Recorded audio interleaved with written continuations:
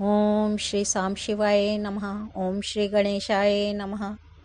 श्री शिव महापुराण में रुद्र संहिता युद्ध खंड का 55वां अध्याय प्रारंभ करते हैं।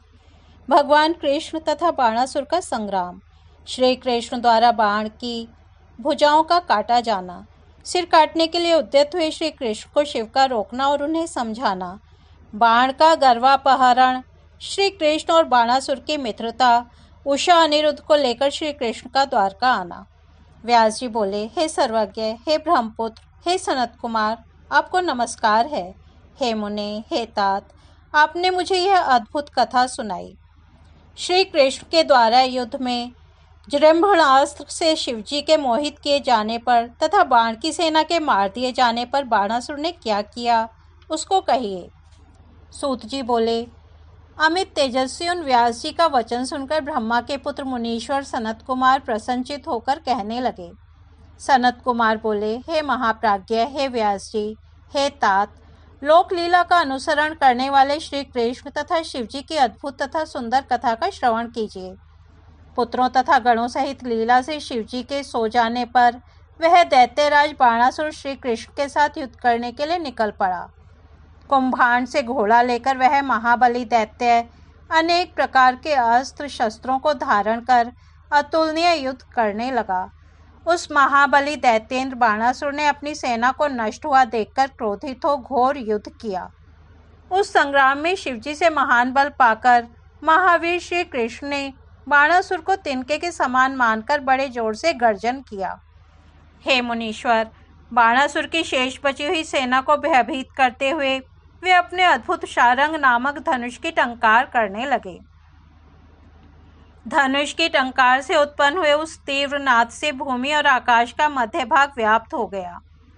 उसी समय श्री कृष्ण ने क्रोधित हो उस धनुष को कान तक खींचकर बाणासुर के ऊपर सर्पों के समान विषैले अनेक तीक्ष्ण बाणों को छोड़ा।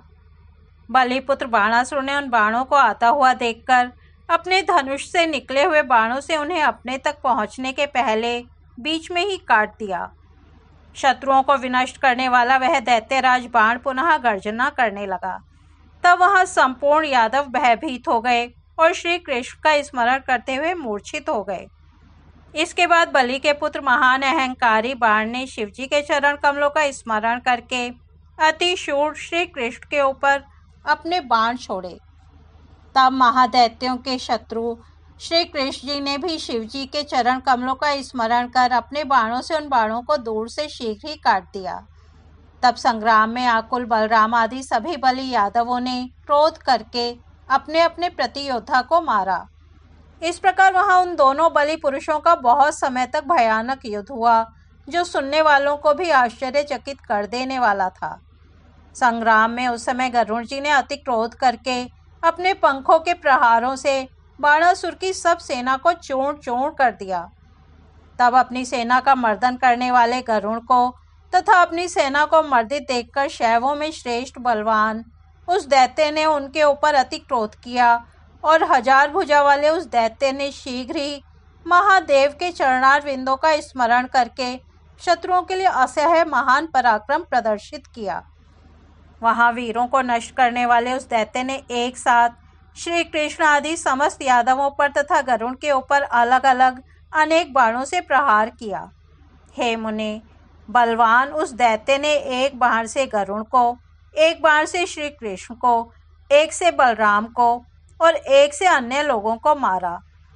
उस समय बड़े पराक्रमी विष्णु के अवतार रूप तथा दैत्यों का नाश करने वाले परमेश्वर श्री कृष्ण उस युद्ध में अत्यधिक कुपित हुए और गरजने लगे तथा शिवजी का स्मरण कर अपने धनुष से छोड़े हुए बाणों से अति उग्र पराक्रम वाले उसके सैनिकों तथा उस दैत्य बाणासुर पर उन्होंने एक साथ प्रहार किया।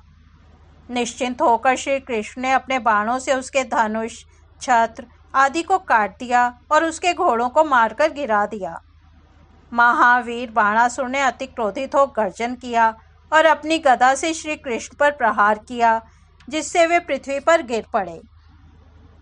हे देवर्षे, तब श्री कृष्ण लोक में लीला करने के कारण शीघ्र ही भूमि से उठकर शिव भक्त उस शत्रु के साथ युद्ध करने लगे। इस प्रकार उन दोनों में बहुत समय तक घोर संग्राम होता रहा। भगवान श्री कृष्ण शिवरूप थे तथा वह बलि बाणासुर शिवजी के भक्तों में श्रेष्ठ था। हे मुनीश्वर, पराक्रमशाली श्री कृष्ण बहुत देर तक बाणासुर के साथ युद्ध कर पुनः शिवजी की आज्ञा से बल प्राप्त कर अधिक क्रोधित हो उठे। तदनंतर शत्रुवीरों का नाश करने वाले भगवान श्री कृष्ण ने शिवजी की आज्ञा से शीघ्र ही सुदर्शन चक्र से बाणासुर की बहुत सी भुजाओं को काट दिया। उस समय उसकी श्रेष्ठ 4 भुजाएं शेष रह गईं और शिवजी के अनुग्रह से वह शीघ्र ही व्यथा रहित हो गया। जिस समय बाणासुर शिवजी के स्मरण से हीन हुआ, उसी समय वीरता को प्राप्त हुए श्री कृष्ण उसका सिर काटने को उद्यत हुए। तब भगवान सदाशिव उनके सामने खड़े हो गए। रुद्र बोले, हे भगवान, हे देवकी पुत्र, हे विष्णु, मैंने जो पहले आपको आज्ञा दी थी, मेरी आज्ञा का पालन करने वाले आपने वैसा ही किया।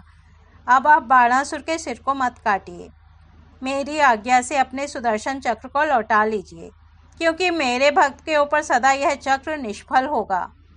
हे गोविंद, संग्राम में मैंने आपको यह अनिवार्य सुदर्शन चक्र दिया है, इसके लिए इस विजय चक्र को युद्ध भूमि से लौटा लीजिए। हे लक्ष्मीश, पहले भी आपने यह सुदर्शन चक्र दधीची, वीर रावण तथा तारक आदि के ऊपर मेरी आज्ञा के बिना नहीं चलाया। आप तो योगीश्वर, साक्षात परमात्मा, जनार्दन तथा सब प्राणियों के हित में तत्पर रहने वाले हैं। इसका अपने मन में विचार कीजिए। मैंने इसे यह वर दे दिया है कि तुम्हें मृत्यु का भय नहीं रहेगा, अतः मेरा यह वचन सदा सत्य होगा। मैं आपसे संतुष्ट हूँ। हे हरे, पहले यह अपनी भुजाओं को खुजलाकर अपनी गति को भूल गया और गर्वित तथा उन्मत्त होकर इसने मुझसे युद्ध का वर मांगा। तब मैंने उसे शाप दिया कि थोड़े ही समय में तुम्हारी भुजाओं को काटने वाला आएगा और तुम्हारा अभिमान नष्ट हो जाएगा। वे बाण से बोले, मेरी आज्ञा से तुम्हारी भुजाओं को काटने वाले भगवान श्री कृष्ण आ गए हैं, इसलिए तुम अब संग्राम से लौट जाओ। और श्री कृष्ण से कहा, वधू और वर के साथ अपने स्थान को चले जाओ। ऐसा कहकर शिवजी उन दोनों में मित्रता कराकर उनको आज्ञा देकर गणों तथा पुत्रों सहित अपने स्थान को चले गए। सनत कुमार बोले, इस प्रकार भगवान शिवजी का वचन सुनकर अपने सुदर्शन चक्र को लौटाकर अक्षत शरीर वाले विजयी श्री कृष्ण ने अंतःपुर में प्रवेश किया।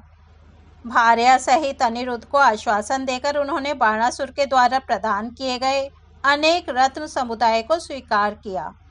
उषा की सखी परम योगिनी चित्रलेखा को लेकर शिवजी की आज्ञा से कृतकृत्य श्री कृष्ण अति प्रसन्न हुए। इसके बाद श्री कृष्ण हृदय से शिवजी को प्रणाम कर बलिपुत्र बाणासुर से विदा लेकर कुटुंब सहित अपने नगर को चले गए। मार्ग में प्रतिकूल हुए वरुण को अनेक प्रकार से जीतकर वे आनंदित होकर द्वारकापुरी में आए। इसके बाद गरुड़ जी को विसर्जित कर अपने मित्रों को देखकर तथा उनसे हास परिहास करते हुए द्वारका में पहुंचकर इच्छानुसार विचरण करने लगे। इस प्रकार श्री शिव महापुराण के अंतर्गत द्वितीय रुद्र संहिता के 5वें युद्ध खंड में बाण भुज कृतन गर्वापहार वर्णन नामक 55वां अध्याय पूर्ण हुआ। कल हम 56वां अध्याय सुनेंगे। तब तक यहीं विराम देते हैं। ओम नमः शिवाय।